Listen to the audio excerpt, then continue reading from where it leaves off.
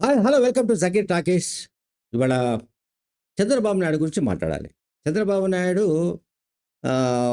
And BRS party అధినేత, మాజీ ముఖ్యమంత్రి కేసీఆర్ ఈ ఇద్దరి మధ్య వైరం అనేది మనందరికి తెలుసు. అంటే 1999 నుంచే ఉంది. 1999లో రెండోసారి చంద్రబాబు నాయుడు ముఖ్యమంత్రి అయిన తర్వాత ఆ క్యాబినెట్‌లో కేసీఆర్‌ను తీసుకోకపోవడం వల్ల కేసీఆర్‌కు చంద్రబాబు నాయుడు ఆగర్భ శత్రువు అయ్యాడు. ఇది పాత విషయం. అయితే నేను కొత్తగా చెప్పాలనుకుంటున్న పాయింట్ ఏంటంటే, కేసీఆర్‌కు చంద్రబాబు నాయుడు ఒక్కడే కాదు, ఎవరైనా సరే. పొద్దున మిత్రుడు కావచ్చు, రాత్రి శత్రువు కావచ్చు. రాత్రి మిత్రుడైతే మరుసటి రోజు శత్రువు కావచ్చు. ఏదైనా కావచ్చు. ఎందుకు ఈ మాట చెప్తున్నా? 2004లో వైఎస్ రాజశేఖర రెడ్డితో పొత్తు పెట్టుకున్న వ్యక్తి కేసీఆర్. 2009లో ఇదే ఆగర్భ శత్రువైన చంద్రబాబు నాయుడుతో పొత్తు పెట్టుకున్న వ్యక్తి కేసీఆర్. అండ్ ఆ తర్వాత అంటే 2009 తర్వాత వైఎస్ రాజశేఖర రెడ్డి హెలికాప్టర్ ప్రమాదంలో చనిపోయిన అనంతరం జరిగిన పరిణామాలలో, అంటే రాజకీయ పరిణామాలలో తెలంగాణ ఉద్యమం ఒక్కసారి టేక్ ఆఫ్ తీసుకుంది. దానికి ఇగ్నైట్ చేసింది. అంటే దానికి ఇగ్నైట్ అంటే దాన్ని ఏమంటాం మన తెలుగులో, ఒక రకమైన చిచ్చు రేపింది అని అనుకుందాం. అది శ్రీకాంతాచారికి సంబంధించిన ఇన్సిడెంట్. ఎల్బీ నగర్‌లో వందలాది మంది చూస్తుండగా తనకు తానే నిప్పంటించుకొని నిలువునా దహించుకుపోయిన శ్రీకాంతాచారి ఘటన చూసి, టీవీలో చూసి సోనియా గాంధీ ఢిల్లీలో తన ఇంట్లో కన్నీళ్లు పెట్టుకున్నట్టు అప్పట్లో ఢిల్లీలో ఉన్న మన జర్నలిస్ట్ మిత్రులు అప్పట్లో చెప్పేవాడు. సో, ఆ సంఘటన మొత్తంగా తెలంగాణ ఉద్యమాన్ని ఒక మలుపు తిప్పింది. నిరాహార దీక్ష విరమించుకోవాలనుకున్న కేసీఆర్ నిర్ణయాన్ని కూడా ఒక్కసారిగా దాన్ని మార్చి పారేసింది. అంటే ఒక సీన్‌ను మార్చి పారేసింది. సరే, ఆ తర్వాత చాలా ఇన్సిడెంట్ మనందరికీ తెలుసు. కేసీఆర్ చావు నోట్లోకి పోయి వాపసొచ్చిండు గనక తెలంగాణ వచ్చిందనే వాదనను నేను ఏకీభవించను. తెలంగాణ వాదులెవరు ఏకీభవించరు. పౌర సమాజం ఏకీభవించదు. తెలంగాణ సమాజం కూడా ఏకీభవించదు. ఎందుకంటే దాని వెనుక చాలా నేపథ్యం ఉంది. 60 ఏళ్ల ప్రజల ఆకాంక్ష కావచ్చు, లేకుంటే 95, 96 నుంచి జరిగిన ఉద్యమాలకు సంబంధించిన ప్రభావం కావచ్చు. అవన్నీ కూడా ఒక బేస్‌గా తయారయ్యాయి. ఉద్యమానికి సారథిగా కేసీఆర్‌ను ప్రజలు అంగీకరించారు. అదొక యాంగిల్. అండ్ ఇప్పుడు నేను మాట్లాడుతుంది ఏంటంటే, కేసీఆర్‌కు ఎవరైనా సరే విలన్ కావచ్చు, ఎవరైనా సరే ఫ్రెండ్ కావచ్చు. ఎందుకు ఈ మాట చెప్తానంటే 2009 తర్వాత మనం రాజశేఖర రెడ్డి మరణానంతరం జరిగిన పరిణామాలు డిస్కస్ చేస్తున్నాం. దాంట్లో కీలకమైన పాయింట్ ఏంటంటే, అప్పటికే ఆల్మోస్ట్ ఇండియాలో ఉన్న అనేక చిన్న చితక పార్టీలు, ఆ పార్టీలు, ఈ పార్టీ అన్నీ కలిపి 36 పార్టీలు ఆంధ్రప్రదేశ్ విభజనకు సంబంధించిన విభజనకు అనుకూలంగా, అంటే తెలంగాణ ఏర్పాటుకు అనుకూలంగా మద్దతిస్తూ సంతకాలు చేసిచ్చాయి. ఓకే. రైట్. కానీ చంద్రబాబు నాయుడు ఇవ్వాల్సిందే, తెలుగుదేశం పార్టీ ఇవ్వాల్సిందే అంటూ పట్టుబట్టిన వ్యక్తి కేసీఆర్. ఎందుకు చంద్రబాబు నాయుడు సంతకం కావాలి? ఇన్ని పార్టీలు చంద్రబాబు నాయుడు తెలుగుదేశం పార్టీని మినహాయించి కూడా, తెలుగుదేశం పార్టీతో సంబంధం లేకుండా కూడా పార్లమెంట్‌లో బిల్లు ఆమోదం అయ్యేదేమో. కానీ ఇక్కడ కేసీఆర్ చూడండి, చాలా ఆలోచించి చాణక్య నీతిని ప్రయోగించి at any cost Chandrababu Naidu దీంట్లోకి లాగాలనుకున్నాడు. చంద్రబాబు నాయుడు అప్పటికే జాతీయ రాజకీయాల్లో కూడా చక్రం తిప్పగలిగిన సామర్థ్యం ఉంది కనుక ఆయన ఎక్కడ అడ్డుపడతాడో, ఎందుకంటే ఆల్రెడీ వైఎస్ రాజశేఖర చనిపోయాడు. సో, ఒక అడ్డు తొలగిపోయిందని అనుకోవచ్చు. బట్ చంద్రబాబు నాయుడు లాంటి ఒక టవరింగ్ పర్సనాలిటీ రేపు ఢిల్లీలో చక్రం తిప్పి ఈ తెలంగాణ రాష్ట్రానికి సంబంధించిన బిల్లు ఆమోదం కాకుండా అడ్డుపడతాడేమన్న భయంతోనో, లేదా మరొక కారణంతోటో మొత్తం మీద చంద్రబాబు నాయుడు పార్టీ, తెలుగుదేశం పార్టీ ప్రత్యేక రాష్ట్ర ఏర్పాటుకు అనుకూలంగా పార్టీ సంతకం చేయవలసిందే అంటూ పట్టుబట్టాడు. చివరకు చంద్రబాబు నాయుడు సంతకం చేశాడు.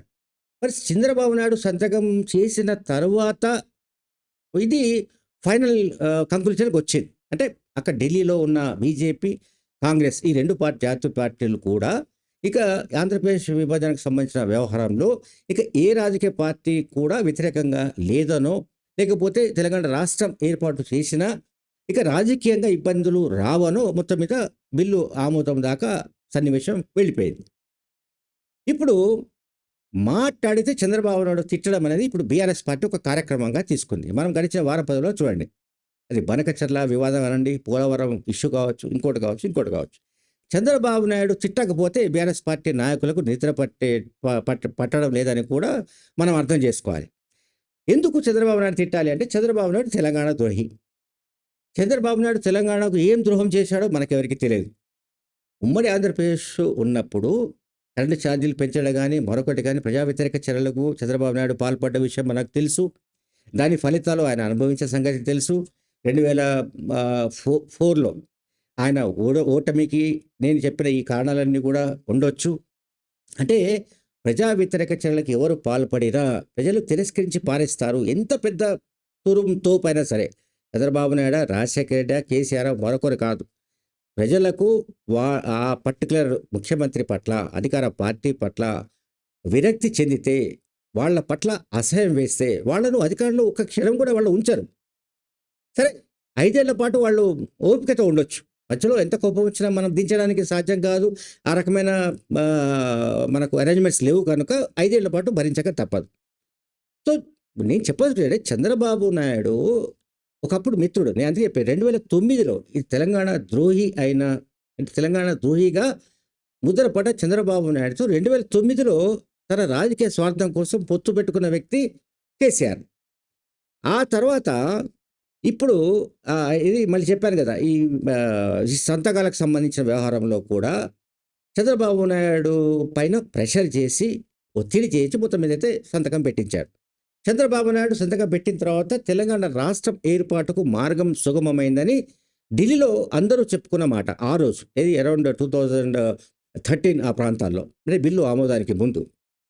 మరి చంద్రబాబు నాయుడు తెలంగాణకు ఇప్పుడు ద్రోహం ఎట్లా చేసినట్లు అవుతాడు? చంద్రబాబు నాయుడు తెలంగాణలో అనేక బూటక బెనుకోటలకు పాల్పడి ఉండొచ్చు, లేకపోతే అనేక రకాల ఇంకా ప్రజా వ్యతిరేక చర్యలకు పాల్పడి ఉండొచ్చు, ఏమైనా జరిగి ఉండొచ్చు. ఆంధ్రప్రదేశ్ విడిపోయింది. విడిపోయిన తర్వాత చంద్రబాబు నాయుడు పార్టీ ఉనికి కూడా లేకుండా పోయింది. అది మళ్ళీ ఫోన్ ట్యాపింగ్, ఓటుకు నోటు కేసు, ఇవన్నీ మనం డిస్కస్ చేయాలి. అదొక పెద్ద సబ్జెక్ట్. అది చంద్రబాబు నాయుడు మొత్తం విచారణ సర్దుకొని ఆయన విజయవాడకి వెళ్ళిపోయాడు, అమరావతి వెళ్ళిపోయాడు. కానీ ఇక్కడ మళ్ళీ వస్తాడేమో. ఇప్పుడు 2018లో కేసీఆర్ చేసిన ప్రచారం అంతా ఏంటంటే, 2018లో మహాకూటమి ఏర్పడింది. కాంగ్రెస్ అండ్ మన ఇది Congress and TDP and Telangana Janasamithi వగైరా వగైరా అన్ని ప్రజాస్వామిక శక్తులు, సంస్థలన్నీ కూడా కలిసి ఒక కూటమి, ప్రజాకూటమి ఏర్పడింది. ఈ ప్రజాకూటమి మీద కాకుండా చంద్రబాబు నాయుడు టార్గెట్ చేసుకొని, చంద్రబాబు నాయుడు వస్తే ఒకవేళ మీరు ఈ కూటమికి ఓటు వేస్తే చంద్రబాబు నాయుడుకి ఓటు వేసినట్టే. సో చంద్రబాబు నాయుడుకు మీరు ఓట్లు వేస్తే అతను మీ ఇంటికి వచ్చి లోపలికి వచ్చి కత్తితో పొడుస్తాడు. లేకుంటే రేపు పొద్దున ఏదైనా చిన్న ఫైల్ మీద సంతకం కావాలంటే మీరు విజయవాడకు పోయి సంతకం చేయించుకొని రావాలి. ఈ రకమైన క్యాంపెయిన్ చేసి తెలంగాణ భావోద్రేకాలను భయంకరంగా బూస్ట్ చేసి మొత్తం మీదైతే 2018లో ఎన్నికల్లో విజయం సాధించాడు. అక్కడికి అయిపోయింది. ఇప్పుడు మళ్ళీ 2023 డిసెంబర్లో అటువంటి పరిస్థితి ఏం లేదు. ఎందుకంటే ఆయన ఆంధ్రప్రదేశ్కు పరిమితం అయిపోయిన కారణంగా, తెలుగుదేశం పార్టీ తెలంగాణలో కూడా ఉనికి లేని కారణంగా మొత్తం మీదైతే తెలుగుదేశం పార్టీకి సంబంధించిన ఊసు లేదు. కానీ ఇప్పుడు లేటెస్ట్గా బీజేపీ, టీడీపీ, జనసేన ఈ 3 పార్టీలు కలిసి కూటమిగా తెలంగాణ ఎన్నికల్లో వచ్చే అవకాశం ఉందన్న ఉప్పేదో అందింది ఎవరికి? కేసీఆర్. కనుక టీడీపీ, బీజేపీ, జనసేన ఈ 3 పార్టీల కూటమి కనుక వస్తే తనకు ముప్పు వస్తుంది, అంటే రాజకీయంగా తనకు ఇబ్బంది వచ్చే అవకాశం ఉంది అనే ఉద్దేశంతో, అంటే ఓట్లు చీలిక వచ్చే అవకాశం ఉంది. ఎందుకంటే టీడీపీకి సంబంధించి ఎంత లేదన్నా కూడా సెటిలర్లు, లేకపోతే సీమాంధ్ర వాసులు, సీమాంధ్రకు సంబంధించిన వాళ్ళు ఇక్కడికి వచ్చి స్థిరపడ్డ వాళ్ళు ఎంతోమంది, దాదాపు ఒక 20-25 కాన్స్టిట్యూన్సీలో వాళ్ళు బలంగా ఉన్నారు. ఖమ్మం కావచ్చు, లేకపోతే నిజామాబాద్ కావచ్చు, హైదరాబాద్ కావచ్చు, రంగారెడ్డి కావచ్చు, లేకపోతే పార్ట్ ఆఫ్ సమ్ నల్గొండ, లేకపోతే ఇతర ఈవెన్ ఆదిలాబాద్లో 1 or 2 కాన్స్టిట్యుయెన్సీస్ ఇట్లా ఉన్నాయి. మనం కాదనడానికి లేదు. బట్ వాళ్ళందరూ కూడా ఇప్పుడు ఏదో ఒక పార్టీ వైపు షిఫ్ట్ అయి ఉన్నారు. ఈ సీమాంధ్ర నుంచి వలస వచ్చి స్థిరపడ్డ వాళ్ళు, అండ్ ఇతరత్ర ఉద్యోగాల కోసం వచ్చి స్థిరపడ్డ వాళ్ళు, 2-3 జనరేషన్స్ కూడా ఇక్కడ ఉన్నాయి.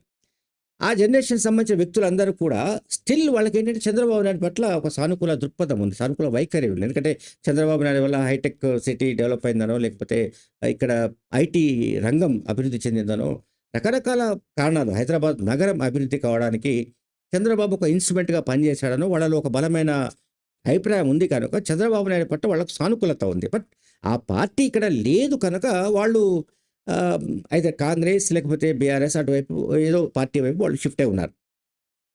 ఈ పరిస్థితిలో Chandrababu Naidu and BJP, TDP sorry BJP, Janasena ఈ 3 పార్టీలు కూటమిగా వస్తే నా పరిస్థితి ఏంటి? ఎందుకంటే మళ్ళీ అధికారులకు అర్జెంట్‌గా రావాలి. మళ్ళీ ఇసుక దందాలు చేసుకోవాలి. మళ్ళీ ఫ్యూడల్ పరిపాలన సాగించాలి. మళ్ళీ ప్రగతి భవన్ కాకపోతే ఇంకొక భవన్ కట్టుకోవాలి. లేదా ఈసారి ఫార్మ్ హౌస్ నుంచే పరిపాలించాలి. ఇటువంటి దృక్పథంతో ఉన్న కారణంగా చంద్రబాబు నాయుడు రోజు తిట్టడం. ఈ బనకచర్ల అనే ప్రాజెక్టు మనందరికి తెలుసు. అది కాళేశ్వరం లాంటిది. అది కూడా ఒక తెల్ల ఏనుగని, అదొక గుదిబండ అని ఒకవైపు ఆంధ్రప్రదేశ్‌కు సంబంధించిన మేధావులే మాట్లాడుతున్నారు. అదొక డిఫరెంట్ యాంగిల్. కానీ ప్రతిరోజు చంద్రబాబు నాయుడుకు రేవంత్ రెడ్డి శిష్యుడు కాబట్టి, చంద్రబాబు నాయుడు గురుదక్షిణ రేవంత్ రెడ్డి చెల్లించుకుంటున్నాడు. రేవంత్ రెడ్డి చంద్రబాబు నాయుడుకు తొత్తు, లేకపోతే చంద్రబాబు నాయుడుకు బానిస, చంద్రబాబు నాయుడుకు అది, చంద్రబాబు నాయుడుకు ఇది అంటూ రేవంత్ రెడ్డి పైన తిట్టడానికి చంద్రబాబు నాయుడు ఉపయోగించుకుంటున్నారు. అట్లాగే చంద్రబాబు నాయుడును కూడా తిడుతున్నారు. చంద్రబాబు నాయుడు మొత్తం తెలంగాణను మొత్తం దోచుకుంటున్నాడని, చంద్రబాబు తెలంగాణ గోదావరి జలాలను దోచుకుంటున్నాడని రకరకాలుగా ప్రతిరోజు వాళ్ళు మాట్లాడుతున్న పరిస్థితి కనిపిస్తుంది. ఎవరు? బీఆర్ఎస్ పార్టీ వాళ్ళు. అంటే అందుకే ఫస్ట్‌లో చెప్పింది కూడా అదే. బీఆర్ఎస్ పార్టీకి సంబంధించి ఏంటంటే, నిజానికి తెలుగుదేశం పార్టీ ఆ సమయంలో అంటే చాలా క్రుషియల్ టైంలో తెలుగుదేశం పార్టీ అధ్యక్షుడిగా చంద్రబాబు నాయుడు సంతకం చేయడం వల్ల తెలంగాణ రాష్ట్రం అవతరణకు సంబంధించిన ఒక రూట్ క్లియర్ అయింది. అటువంటి చంద్రబాబు నాయుడు మళ్ళీ ద్రోహి అయిపోయాడు ఇప్పుడు. 2018లో మనం అటువంటి క్యాంపెయిన్ చూసాం. ఇప్పుడు మళ్ళీ 2028కి సంబంధించిన క్యాంపెయిన్‌కు ఇప్పటి నుంచే ఆయన ఇంజినీరింగ్ చేస్తున్నాడు. ఎవరు? కేసీఆర్. ఆయన ఇంజినీరింగ్ అంతా ఇదే. చంద్రబాబు నాయుడు ఏ ద్రోహి అని ముద్ర వేయాలి, రేవంత్ రెడ్డి ఏ ద్రోహి అని ముద్ర వేయాలి, లేకుంటే ఇంకొక ఎక్స్‌వైజెడ్ అనే వ్యక్తిని ఏ రకంగా ముద్ర వేయాలి, ఈ పనులలో ఆయన ఉన్నాడు కనుక చంద్రబాబు నాయుడు టార్గెట్ చేసుకొని ఇప్పుడు మొత్తం బీఆర్ఎస్ పార్టీ రాజకీయ కార్యకలాపాలు సాగుతున్నట్టుగా మనకు కనిపిస్తోంది.